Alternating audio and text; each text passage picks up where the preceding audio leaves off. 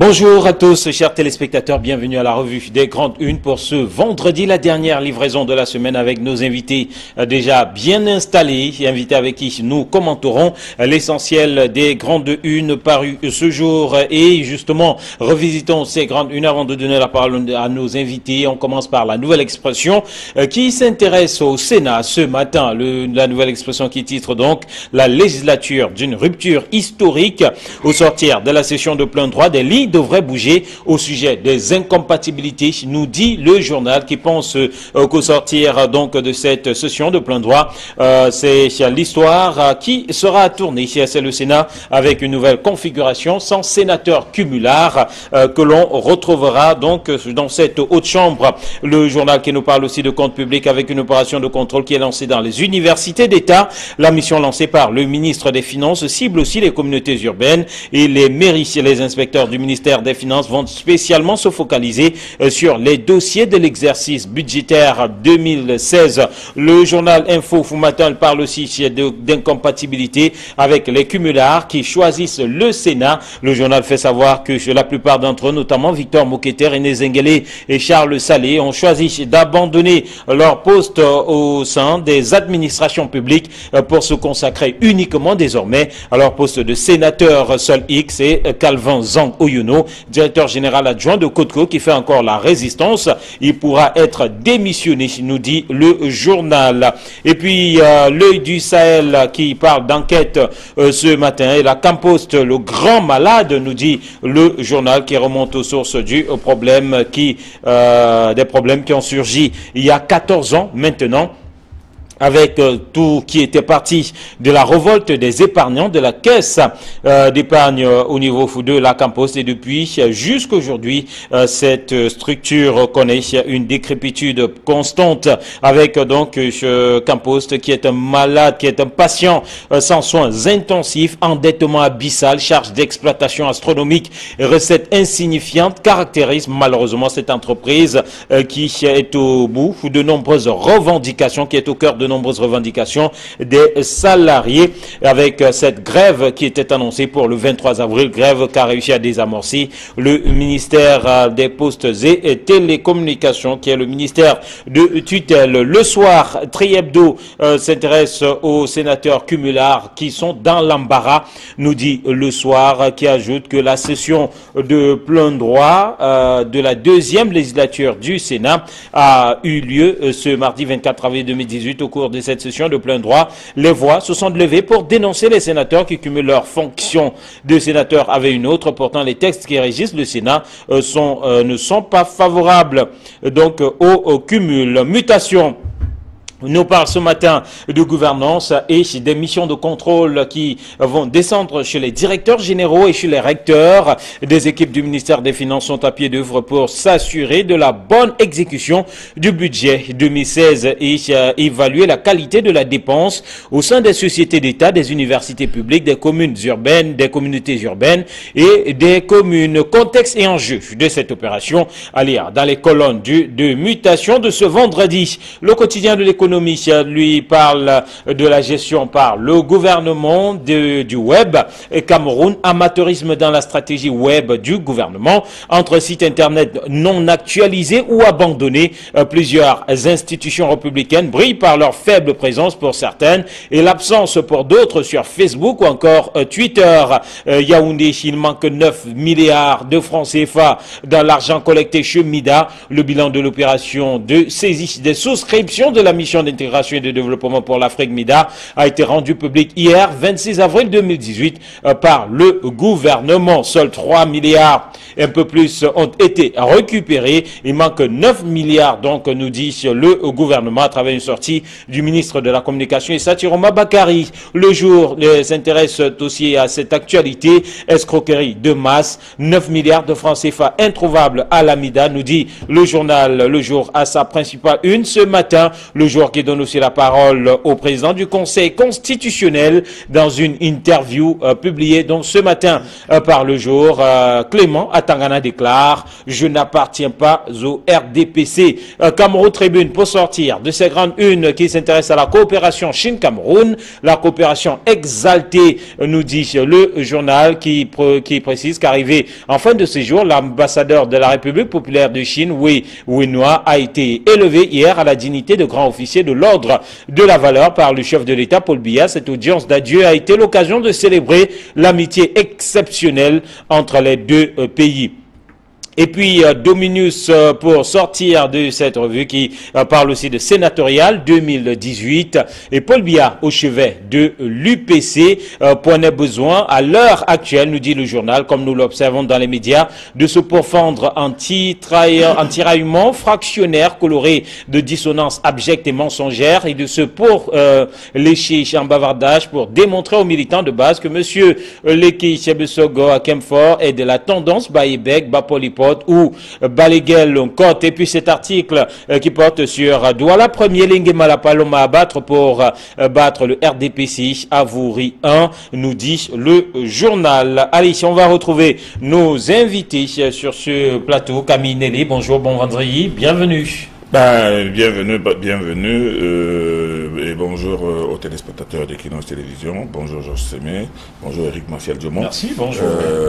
Mais moi je balancerai un bonjour tout particulier au président de la Cour constitutionnelle, M. Clément Atangana, qui, à mon sens, a fait une déclaration inutile en disant qu'il n'appartient pas au RDPC. On aurait bien voulu savoir si, avant qu'il ne soit nommé, il n'était pas militant du RDPC, s'il n'était pas militant du RDPC, dans quel parti milite-t-il. Mais moi, je pense qu'il n'a pas son appartenance ou son militantisme dans un parti n'a aucune importance. Donc, qu'on lui fasse dire dans un journal qu'il n'appartient pas au RDPC, moi, je pense que c'est contre-productif et c'est inutile. C'est inutile. Georges Sémé, bonjour, bon vendredi. Merci, bonjour à vous et Martial, bonjour aux doyens et à tous ceux qui nous regardent.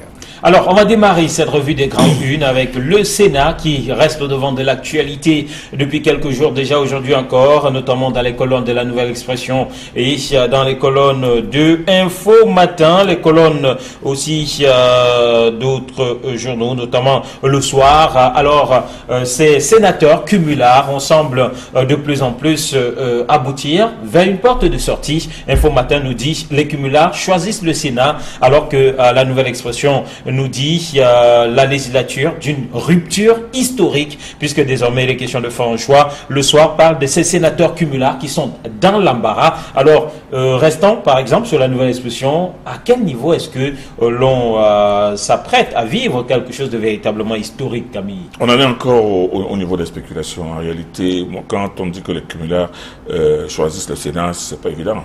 On ne nous a pas encore dit qui a choisi le Sénat et qui a choisi son poste. Encore que tous ces cumulards sont présidents des conseils d'administration depuis plusieurs années, pour certains depuis 10 ans, 15 ans, 20 ans.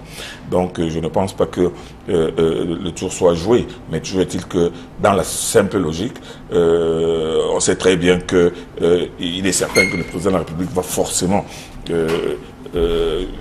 faire le ménage, tant au niveau des conseils d'administration qu'au niveau même des directions générales des entreprises d'État. On le sait très bien. Bon, aujourd'hui, la presse commence à supputer, la presse commence à se dire que ces cumulards-là savent très bien que le vent peut tourner et qu'il est encore préférable de s'assurer encore 5 ans avec un salaire quand même assez consistant. Sauf que le journal Info Matin met en avant le cas du directeur général adjoint de Côte-Cou. Le cas du directeur adjoint de Côte-Cou est un cas peut-être particulier, mais c'est un cas qui ne peut pas faire l'objet d'un débat, parce que Côte-Cou est certes une entreprise étrangère, mais seulement le Cameroun a là-dedans 30%, et ce qui fait que lui-même n'est président, n'est directeur général adjoint que parce qu'il représente le Cameroun. Exactement. Donc là, il n'y a pas de débat non plus, mais il devra choisir et il choisira certainement.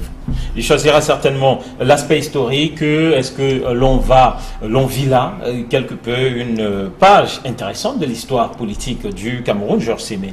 Je suis parfaitement d'accord avec cette une qu'on fait de la Nouvelle Expression, parce que on a quand même observé que lors de la première législature qui est partie de 2013 à aujourd'hui, il y a eu c'est l'axisme dans le cumul des fonctions. Les sénateurs Il y avait des sénateurs DG, il y avait des sénateurs qui avaient des fonctions civiles. civiles. Le doyen d'âge. Voilà, exactement. Tout cela parce que la loi n'était pas claire sur la question. Et vous savez que le président de la République a tenu à corriger ça en octobre 2016 en demandant au Sénat de veiller désormais au respect des incompatibilités. Donc c'est un tournant historique pour ce Sénat qui entame sa seconde législature. Et je pense qu'avec la clarté de la loi et avec les impulsions présidentielles, il y aura désormais cet arrêt de cumul de fonctions. On devra choisir si c'est le désormais, même président qui nomme à la fois ses PCA, ses sénateurs, ou la plupart de ces tout à sénateurs fait. sont frappés par ce problème. Tout à fait. Le problème, c'était que la loi n'était pas claire sur la question. Mais maintenant que le règlement intérieur du Sénat dit qu'il faut choisir entre la fonction des sénateurs et d'autres fonctions qui sont des fonctions soit civiles ou alors des fonctions nominatives, désormais on pourra arrêter, on pourra arrêter ce cumul. Et je suis parfaitement en phase avec nos confrères de la Nouvelle Expression qui disent que c'est un tournant historique pour notre Sénat qui entame sa seconde législature. Voilà, on va évoquer un autre sujet qui porte notamment sur l'AMIDA. L'AMIDA est une autre évolution aussi observée de ce côté-là, c'est que le comptage de l'argent saisi ici au siège de cette institution est terminé, un comptage qui a permis donc de rassembler un peu plus de 3 milliards de francs CFA, mais le gouvernement, dans sa communication reprise ce matin par plusieurs journaux, fait savoir notamment le quotidien de l'économie qui en parle, lui, le jour qui en parle tout aussi, il y a 9 milliards de francs CFA qui sont portés disparus. Le comptage est terminé. On voit d'une certaine façon une sorte de transparence de la part du gouvernement dans cette affaire. Moi, je pense que la presse est allée un peu vite en besogne. Elle est allée vite en besogne parce que vous savez très bien qu'on a vu dans les réseaux sociaux ces montagnes de billets, de tas de liasses de 1 million qui ont été balancés un peu partout à travers le monde. On avait l'impression même de se trouver dans un de ces films des années 30-40 où avec les gestionnaires des casinos ou bien les trafiquants de drogue et de cocaïne, comment on voit comment l'argent est compté et mis de côté. Non, avec cet argent, cette faramineuse somme que l'on a trouvée dans un local qui n'était pas une banque, qui n'était pas une pairie, qui n'était pas une perception, on a compris que l'AMIDA c'était vraiment quelque chose d'affreux, d'extraordinaire. Bon, mais seulement le fait de trouver cet argent en place dans l'AMIDA ne veut pas dire que c'est tout l'argent que les souscripteurs ont déposé. On sait très bien que ce n'est pas aujourd'hui, c'est peut-être la recette de 4-5 derniers jours. Donc, depuis que les gens cotisent et depuis que l'argent est en train de partir, on ne sait pas où se trouve le reste d'argent. Donc, moi, je ne pense pas qu'on dise qu'il manque 9 milliards.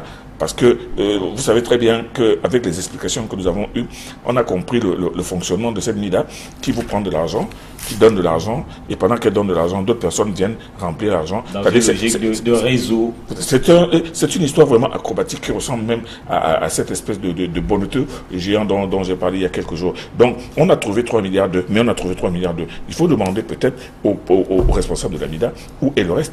Depuis que les gens sont en train de souscrire, qu'ont-ils fait de l'argent? Ont-ils mis de l'argent en banque? Ont-ils envoyé de l'argent à l'étranger? Ont-ils investi? Ou bien comment est-ce que cet argent déjà évalué à 12 milliards de francs, comment on ne peut retrouver que 3 milliards? Moi, je pense que l'enquête est en train est en cours. Et la presse ne devrait pas aller trop vite en besoin en disant qu'on a trouvé que 3 milliards, il manque 9 milliards. Non, on va bien savoir où est passée la différence entre ceux qui déclarent avoir été souscrits à la MIDA et ce qu'on a trouvé sur place. Je sais, messieurs, le sujet. Bien, je crois que c'est un communiqué du ministre de la Communication qui clarifie la situation de ces finances de la MIDA. 3 milliards et poussières ont été retrouvés, thésaurisés au siège de la MIDA à Aala. Et je pense qu'il n'y a pas que à Aala qu'ils auraient gardé l'argent. Certainement, pour une institution qui se voulait aussi sérieuse, certainement, ils ont des fonds qui sont parqués soit dans les banques locales ou alors dans les banques offshore. Il appartient désormais aux services compétents d'identifier, de localiser et d'assurer la traçabilité de ces fonds afin que ceux qui y ont épargné soient remboursés et pour empêcher que le contribuable camerounais, à travers le trésor public, de rembourse une somme pour laquelle ils n'ont aucune cause parce que certaines autorités ont été laxistes. Donc, l'enquête est en cours, les enquêtes sont en cours et moi je pense que le ministre de la Communication gagnerait à nous clarifier de temps en temps de la situation qui prévaut et c'est ce qu'il fait depuis le début de cette crise. Le plus important pour moi c'est que ces fonds soient localisés, ramenés au Cameroun pour ceux qui sont à l'étranger et que ces personnes soient remboursées afin que vous, moi et les autres Camerounais qui contribuent au trésor public ne payent pas un argent dont ils ne connaissent pas la provenance ni la cause. Voilà. Alors, je ne suis pas très d'accord avec cette option ou cette éventualité de l'État qui paierait le différentiel. Parce que le président de la République a dit que... D'une façon ou d'une autre, ça a été annoncé comme ça. Non, le président de la République a dit que il faudrait veiller au remboursement. Il n'a pas dit que c'est l'État qui va rembourser. Il n'a pas dit de façon claire. Moi, je pense qu'il y a une mauvaise interprétation dans la déclaration du président de la République. Il n'a pas dit que l'État va payer. Il a dit que cet argent soit compté et qu'on rembourse tous ces gens-là.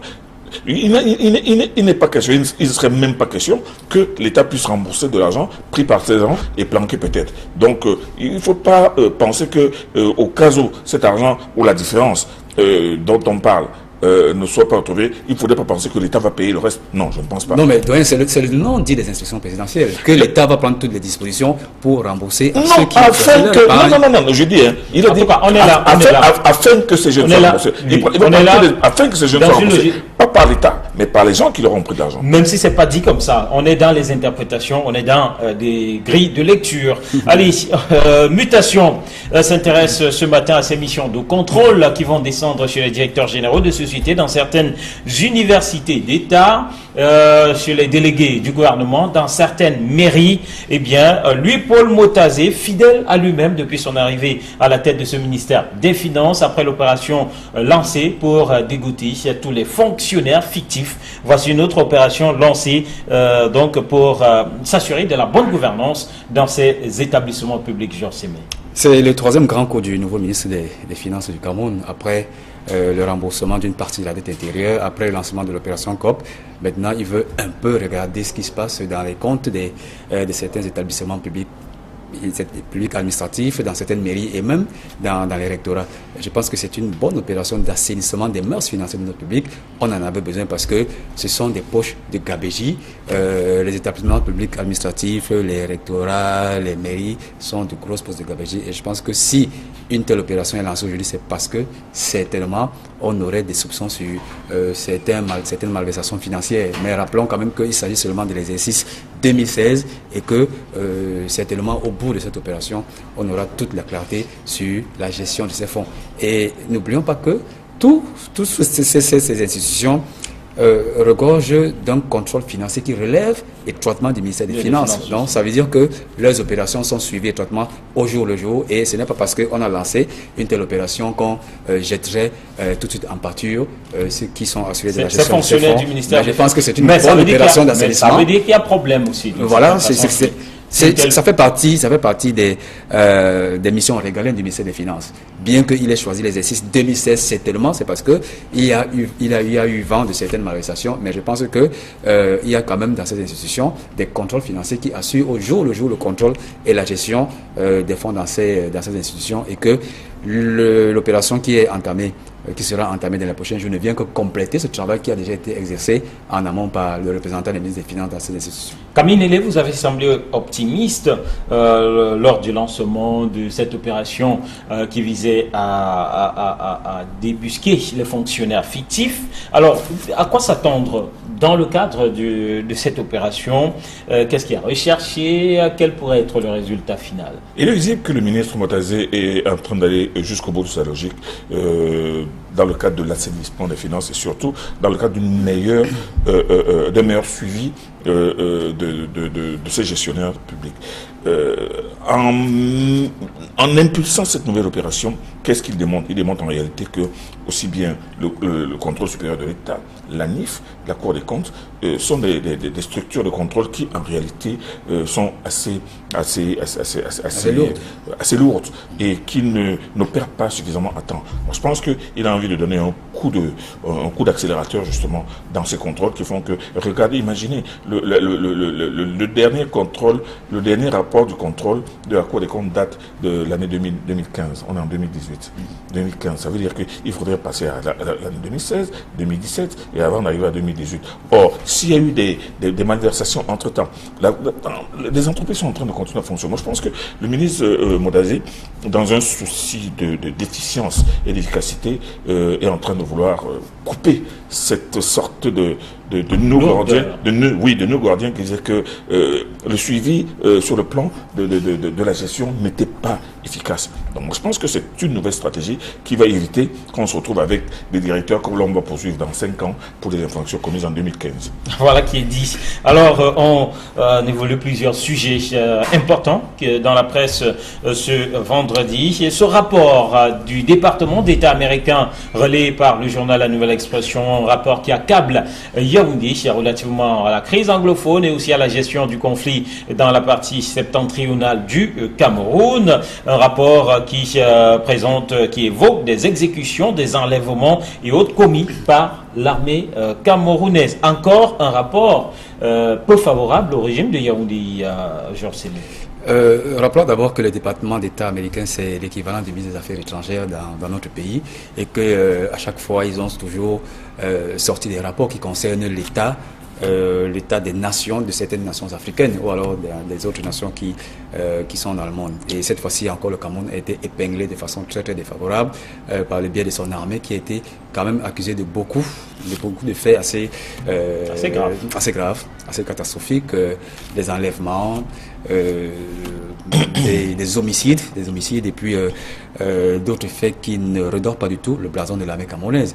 Vous savez tout le bien que je pense de ces rapports qui retracent quand même une certaine vérité de la situation qui prévaut soit dans la crise anglophone ou alors dans l'extrême nord, la guerre contre Boko Haram. Mais il y a un petit souci que nous avons toujours décrié, c'est le souci d'équilibrisme de ces rapports. Parce qu'on aimerait quand même que dans ces rapports ressortent les faits qui ont été perpétrés, soit par les saisonnistes anglophones. Je pense dans le cas du rapport américain. Amnesty International, voilà. Oui, il a évoqué clairement les exactions des Boko Haram et même les terroristes et même les sécessionnistes anglophones. C'est un rapport de 39 pages. Voilà, mais la plupart des rapports qui ont été émis par ces institutions internationales, pas seulement par le département d'État américain, il n'y a pas cet équilibrisme qui ressort.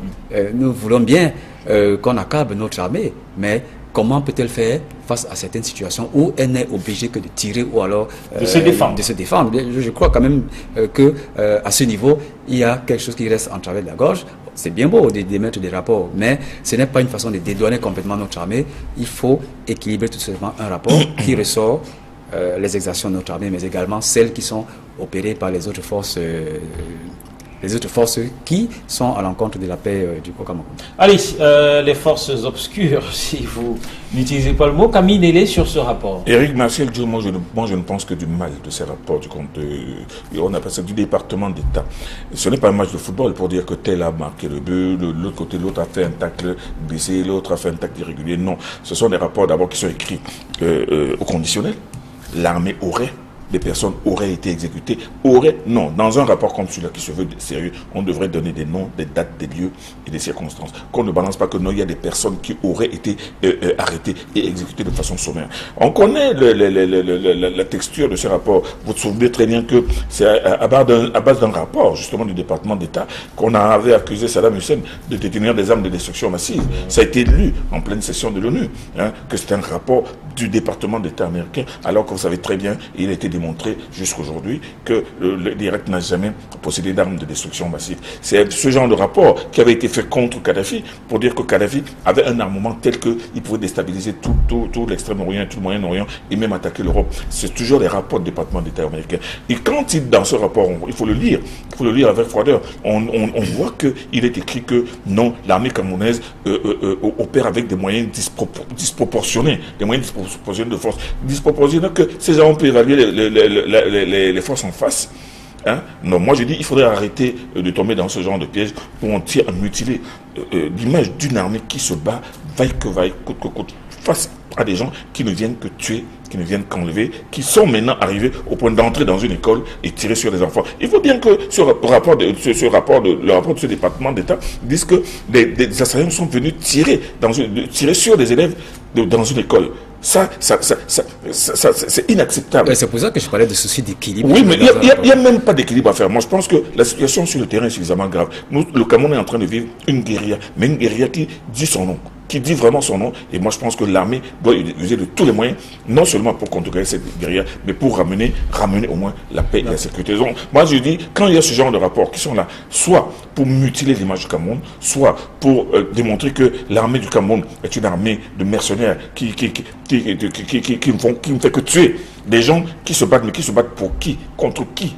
Avec quels moyens? Avec quels moyens? Donc moi je dis il faut faire attention, il faut lire ce genre de rapport. Et moi je pense que la presse camerounaise elle-même ne répond pas assez à ce département d'État américain. Alors on va sortir puisqu'il nous reste quelques minutes seulement avec ce sujet sur la mairie de Douala. Premier, voilà, une mairie tant convoitée et c'est Dominus qui titre dessus ce matin. Alors l'homme à abattre pour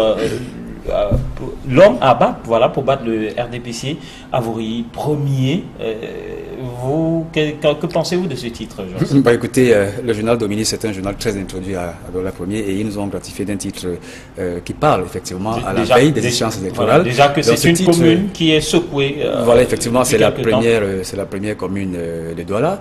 La commune la plus en vue et c'est normal qu'à la veille de ces joutes électorales il y ait ce branle-bas, ces petites batailles pour remplacer le maire Malapa qui n'est pas seulement maire, qui est également président de la section RDPC Avory 1.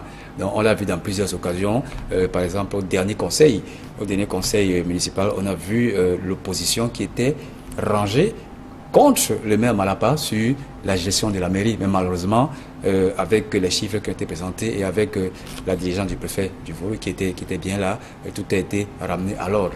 Et on relève pas seulement cette opposition qui se range contre le maire Malapa, malheureusement au sein du RDPC également, il y a des batailles intestines qui mettent des bâtons dans les roues de l'action. On est coutumier de ce fait au sein du RDPC et je pense que ce n'est que normal en période préélectorale et M. Malapa, ce ne sera pas la fin.